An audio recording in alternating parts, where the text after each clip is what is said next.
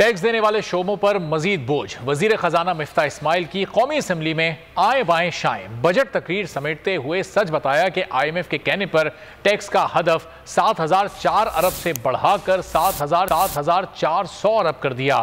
کہا کہ چھوٹی دکانوں سے بجلی کے بلوں کی مد میں فکس ٹیکس لیں گے۔ گھر بنا کر بیچنے والوں اور کار ڈیلرز پر بھی ٹیکس لگے گا۔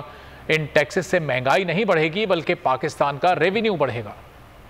ارب روپے تھا وہ اب بڑھ کے 7,470 ارب روپے ہو گیا۔ کہاں 40 ارب روپے میں پوری سول حکومت چلتی ہے اور کہاں 120 ارب روپے کی سبسڈی عمران خان صاحب کے پروگرام کے مطابق پیٹرول اور ڈیزل میں دی جا رہی تھی۔ وہ ہم نے ایک مشکل فیصلے لیے۔ جو IMF کا پروگرام سسپینڈ ہو گیا تھا اس کو سٹارٹ کرنا ضروری تھا۔ ہم نے ایک نئی اسکیم کہی ہے جس کے تحت ان کا انکم ٹیکس اور سیل ٹیکس دونوں کو فکس کر دیا ہے ان کے بجلی کے بل سے۔ 3,000 سے لے کر چھوٹی دکان اور 10,000 سے بڑی دکان مانا ہم ان سے فکس ٹیکس لیں گے۔ گھر جو تعمیر کر کے بیچتے ہیں، جو بلڈرز ہوتے ہیں، ریئلٹرز ہوتے ہیں، کار ڈیلرز ہوتے ہیں، ان کے لیے بھی ہم ایک نئی خصوصی اسکیم لے کے آ رہے ہیں ریسٹورانٹس کے لیے، تاکہ ہم ان کے اوپر فکسڈ انکم ٹیکس لگا دیں۔ آمدن پہ ٹیکس ہے، ان کے اخراجات پہ ٹیکس نہیں ہے، اس لیے یہ فکسڈ ٹیکس ہے اور اس سے انفلیشن نہیں بڑھے گا انشاءاللہ تعالی، لیکن ہمارا ریونیو بڑھ جائے گا۔ جو ڈیفالٹ کی نیچ پہ یہ لے کر آئے تھے PTI والے، اس سے ہم نے ملک کو بچایا ہے۔ 80% قرض جو 71 سال میں چڑھایا گیا وہ آپ 3.25 سال میں چڑھاتے ہیں، تو پھر آپ خود مختاری کی طرف نہیں جا رہے، پھر تو آپ غلامی کی طرف۔